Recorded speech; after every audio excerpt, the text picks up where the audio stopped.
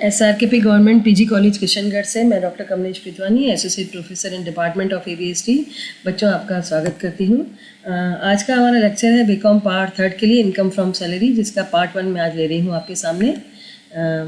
इसके income tax के लिए इनकम फ्रॉम सैलरी आप जैसा कि जानते ही हैं कि एक इंडिविजुअल व्यक्ति को जो इनकम उसे अर्न होती है ड्यू टू एम्प्लॉयमेंट, उसने कहीं पर नौकरी की, कहीं काम किया, उसके बदले में जो उसे रेम्यूनरेशन मिलता है वो इनकम उसकी सैलरी हेड में कैलकुलेट की जाती है।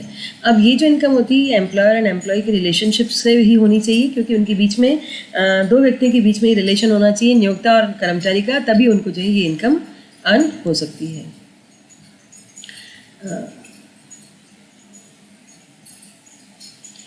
मीनिंग ऑफ सैलरी अब हम देखेंगे कि salary of purpose for calculation of income from salary calculate करने के लिए इसमें हम क्या क्या चीज़ों को ऐड करेंगे।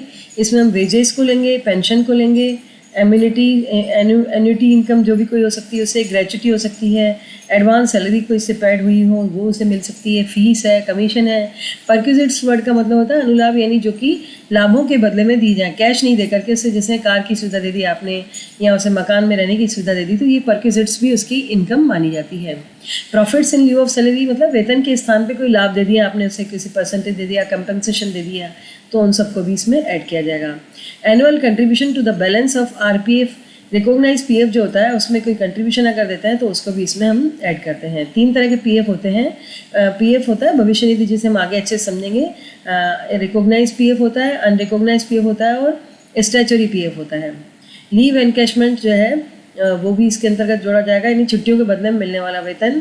Transferred balance in recognize PF, अगर कोई हस्तांतरित बैलेंस है रिकॉग्नाइज PF का तो वो भी यहाँ पर आएगा। Contribution by employer to employees pension account, अगर पेंशन अकाउंट है एम्प्लॉय का तो उसमें भी अगर कोई किसी प्रकार का कंट्रीब्यूशन होता है, एम्प्लॉयर देता है, तो उसको भी जो है सैलरी की इनकम माना जाएगा।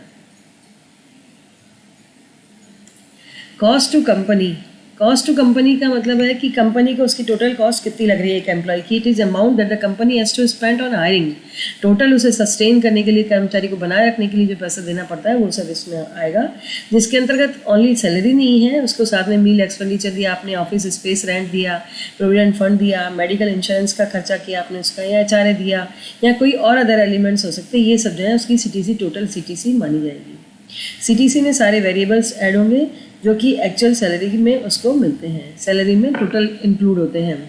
तो इनकम फ्रॉम सैलरी को कैलकुलेट करने के लिए फाइनली वापस से हम देख रहे हैं लास्ट में कि बेसिक सैलरी जो है उसमें ऐड करना है आपको, फीस, कमीशन और बोनस एटसेट्रा को, किसी प्रकार के अलाउंसेस हो तो उन्हें जोड़ना है, और परक्विजिट्स अगर हैं, अलाउंसेस मैंने आपको बताया जो कैश बेनिफिट्स होते हैं, बेसिक पे के अलावा, बेसिक सैलरी के अलावा कर्मचारी को जो भी भत्ते मिलते हैं, DA मिलता है, आपने सुना होगा, CCA मिलता है, बहुत तरह के अलाउंसेस होते हैं, तो उन सबको इसमें जोड़ा जाएगा।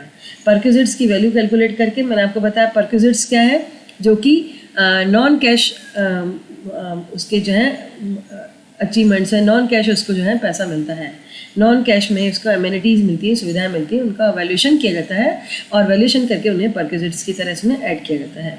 रिटायरमेंट बेनिफिट्स हैं उनको भी इसमें ऐड किया जाएगा। ये सब एक्चुअली बच्चों, ये जो पहला आपका चैप्टर का पहला मैंने पार्ट लिया, इसमें केवल आउटलुक आपको दिखाया उसका चैप्टर का कि क्या क्या चीज़ें होती हैं। आपके लिए सारे वर्ड्स नए हैं, लेकिन इनकम टैक्स एक लॉ है, इसलिए इस लॉ को लॉ की तरह हमें पढ़ना है, जैसा ही कहेगा उस तरह से हमें जो इस लॉ को थोड़ा सा हम ईजी कर सकते हैं और उसको याद करना होगा।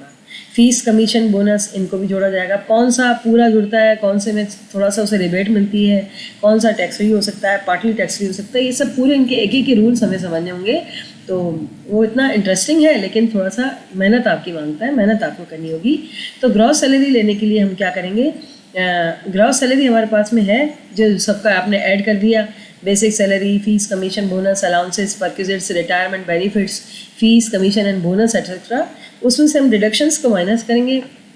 एंटरटेनमेंट अलाउंस है आपका, और या फिर प्रोफेशनल टैक्स है, उसको माइनस करने के बाद में आपका आता है, तो ये कहलाएगा आपका नेट सैलरी, ये इसको टोटल इनकम होती है।